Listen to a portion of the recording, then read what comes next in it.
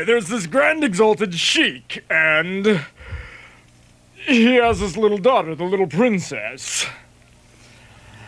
And it goes on and on until finally, one day, they're out on a caravan, and the princess finds these two little kittens. Now, she's not supposed to have any kittens on the caravan, so she hides them from her father, and it goes on, and one day, the father comes in and finds the kittens, and the princess says, "Oh, Daddy, please don't take away my kittens!" And so the father says, "Okay, you can keep the kittens under two conditions. One is, they have to carry their own weight around here. Nobody rides in the caravan for free. And the second condition is, I get to name them Funta and Funtinte." Now, this made the little princess cry very hard, but there was nothing she could do, for she wanted to keep the kittens. So the task they made up for the kittens was they had to carry the grand exalted sheik's evening socks draped over their backs. Funta had to carry the right evening sock, and Funtinte had to carry the left. I don't know if you've ever seen a cat walking around with a sock draped over its back, but it's pretty funny. So it went on, and one day, the grand exalted sheik calls for his evening socks, and Funta shows up, but Funtinte does not. So the grand exalted sheik says, "Funta, here you are with my right evening sock, but where is Funtinte with my left evening sock?" And Funta doesn't answer, so he says, "Okay, you were supposed to work as a unit, you and Funtinte, and as a unit you have failed, and therefore you have failed, and I'm gonna have to kill you." Well, that was a long time ago, and since then the little princess went off to Paris, France, to go to school where she made some nice friends. Anyway, the point I'm trying to make is, the little princess came into town yesterday with some of her friends from Paris. Hey, you guys, the princess is in town with some of her friends from Paris. Let's go. You guys go on ahead. I'm gonna go get a maple bar.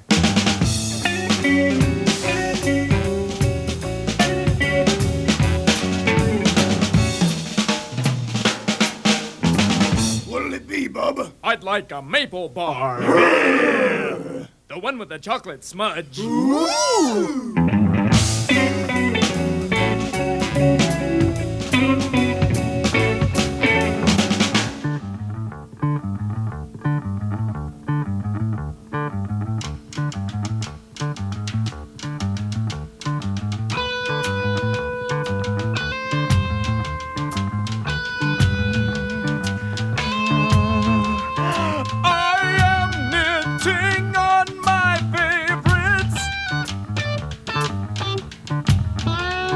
Don't think that you have to take it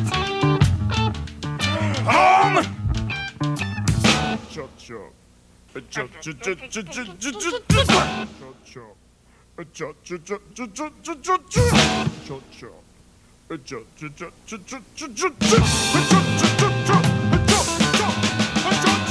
I am knitting on my favorites.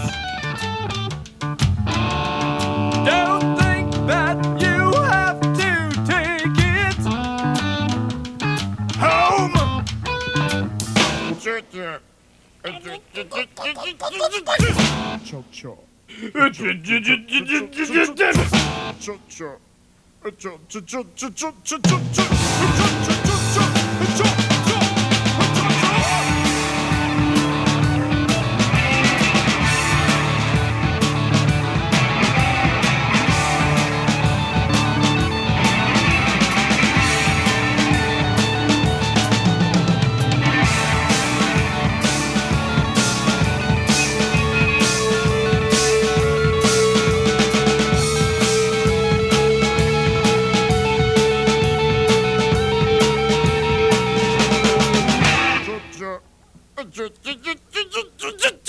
So anyway, the point I'm trying to make is the little princess came into town yesterday with some of her friends from Paris. Now, any bachelor in his right mind would dive at the opportunity to run up behind her and yell, "Hey, guess what? What? I've got a rubber butt! Whoa! And every time I turn around, it goes!"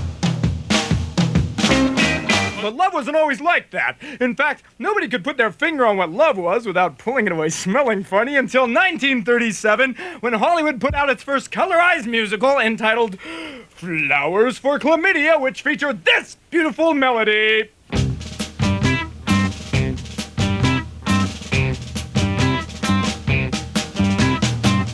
If you're looking for a girl, if you're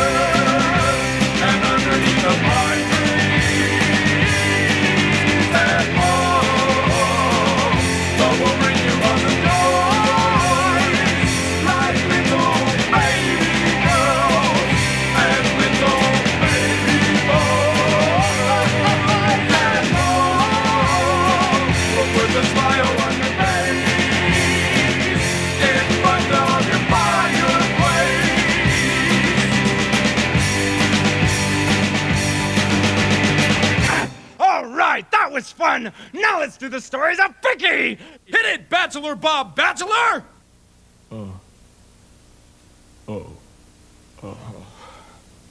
What?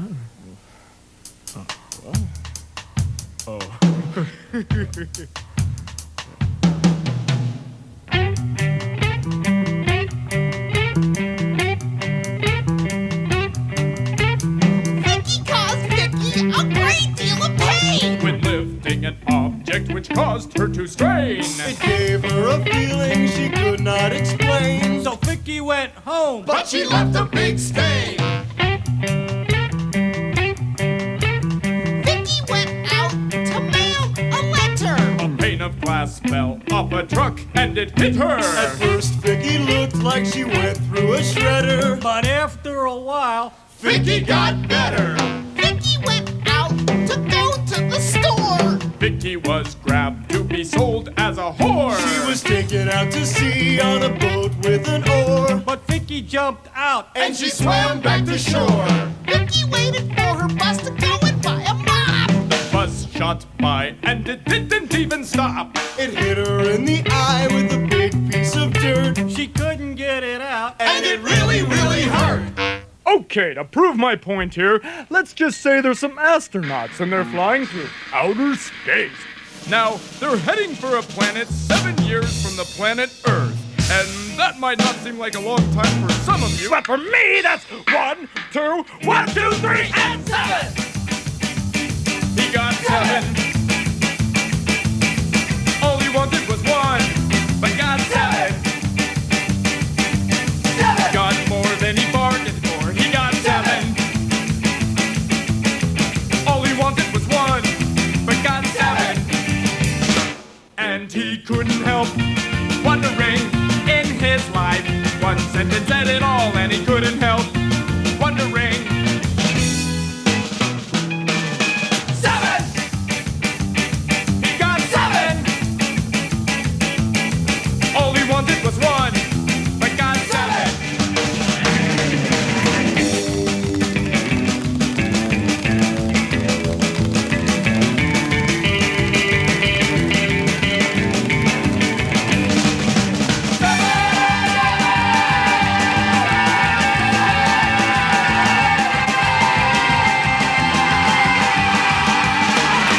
And he couldn't help wondering in his life. One sentence said it all, and he couldn't help wondering. 7! He got 7! All he wanted was 1, but got 7. All he wanted was 1, but got 7. And that's a very long time. So the people who built the space capsule filled the dashboard with happy colors and happy shapes to keep the astronauts' minds occupied, and they would pump beautiful music into the space capsule. And as time went on, the astronauts would make up beautiful songs to sing to each other. Beautiful songs like this one. La la la la. La la la la. La la la la. Ooh. La la la la. La la la la. La la la la.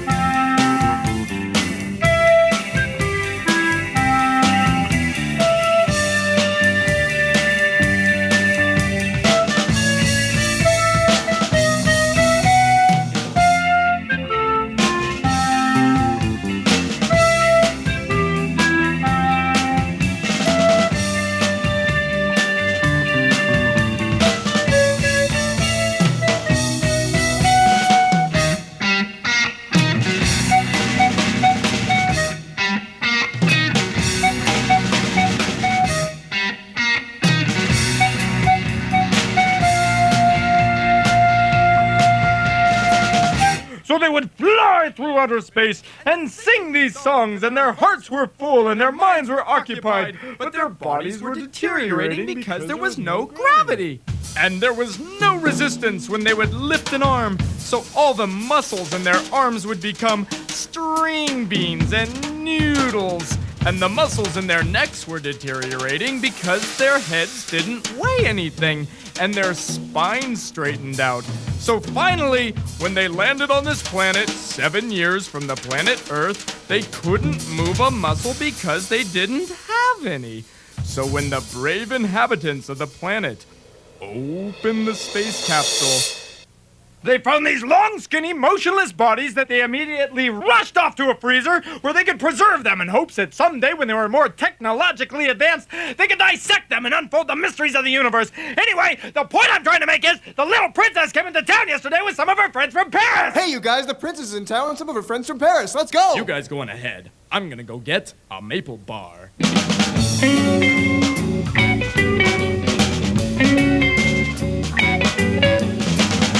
Now you're probably looking at all this Scotsy stuff around me, and you're probably thinking, what is this guy? One of those weird religious freaks or something? Well, I'll tell you, before Scotsy died on the Ferris wheel, he was more than just a little guy who was half little guy and half hot dog who lived in my neighborhood. Actually, before he died, that was all he was, but now that he's gone, he's become my heart.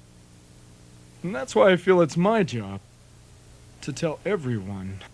There was a little guy. His name was Scotsy. Oh, poor Scotsy!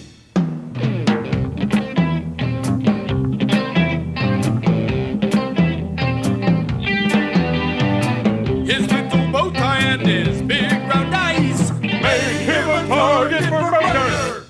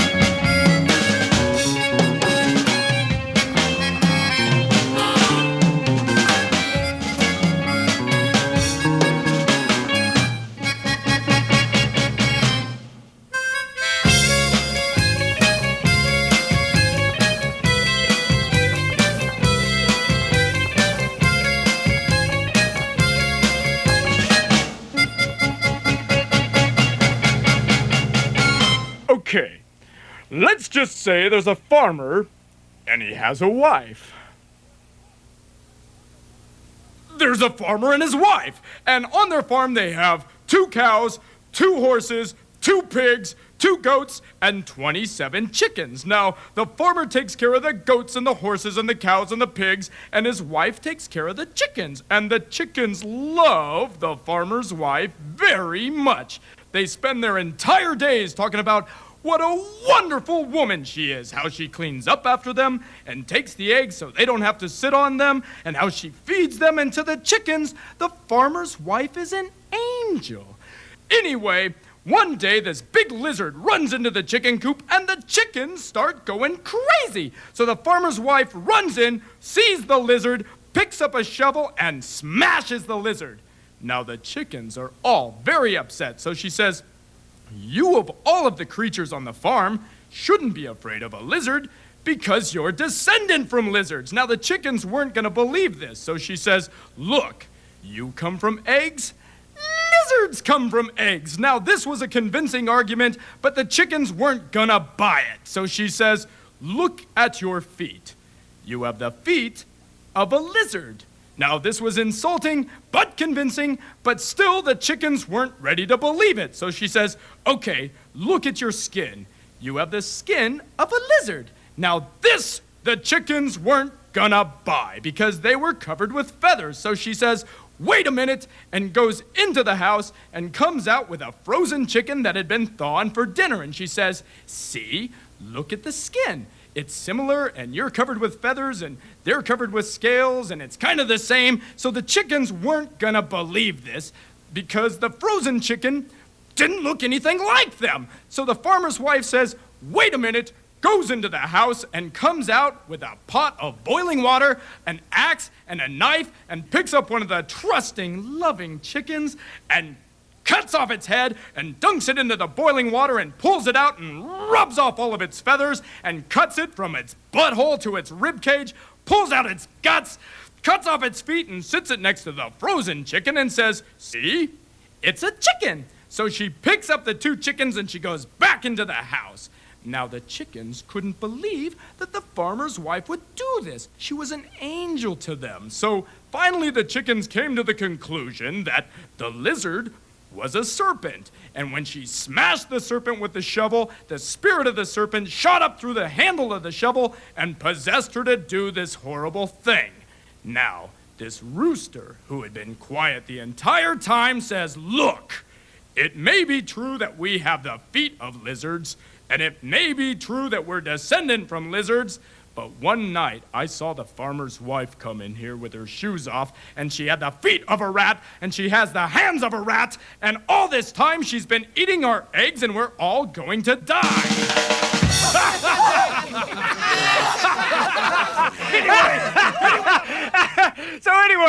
Anyway, the point I'm trying to make is the little princess came into town yesterday with some of her friends from Paris. Now, there's something I'm not telling you, and that is the little princess had an illegitimate half-sister by the name of Mary, and it's my job to tell you the tragedy that transpired.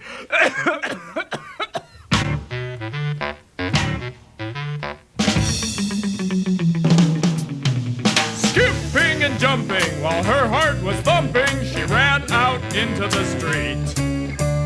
Tripping and bumbling and stumbling, the princess lost control of her feet.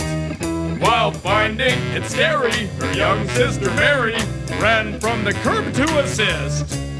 But all was too late, for the princess had fallen and busted the bones in her wrist. While running, a handsome young fellow saw before him the young woman lying. While swerving to miss her, he hit her young sister and sent Mary's small body flying. Over the buildings and bridges and mountains, higher and higher she went. She found it so thrilling to fly without feeling, though her back was busted and bent. While back in the city, the princess, very pretty, had never seen so much attention.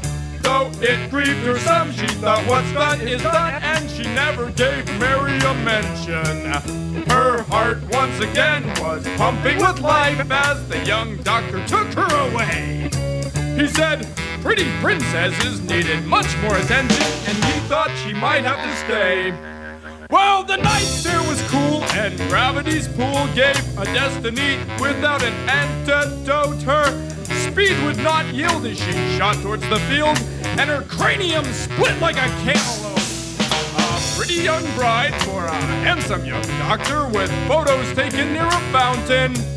And young Mary never reported nor seen had been eaten by hogs from the mountain.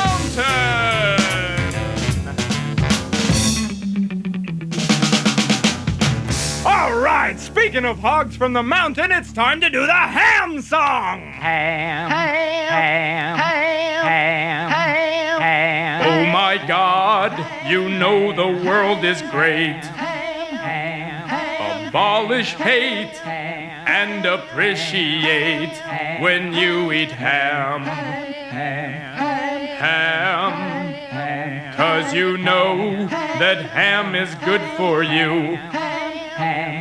And healthy too. And health begins with H, and so does ham. Ham.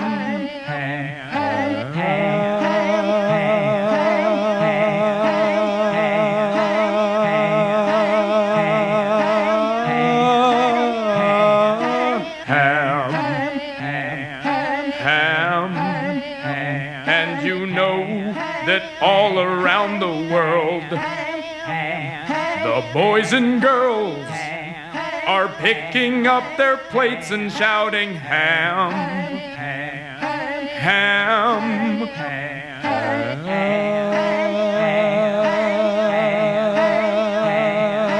ham. Well, that's the story of the little princess. She married a handsome young doctor, and her kittens died, and her sister died, and the chickens died, and the lizard died, and the astronauts died in some big freezer on some weird planet 7 years from the planet Earth, and Vicky got some shit in her eye, and she couldn't get it out. But most of all, Scotsy died. And that's the one that affects me the most. So I hope that someday, for all of you when you least expect it, out in your yard, you'll see him standing there with both his arms bouncing lightly at his sides, just standing there and kind of smiling. And when you smile at him, his arms bounce higher, and as you drive away, standing there with his arms bouncing together in sunny weather, sending his love to you.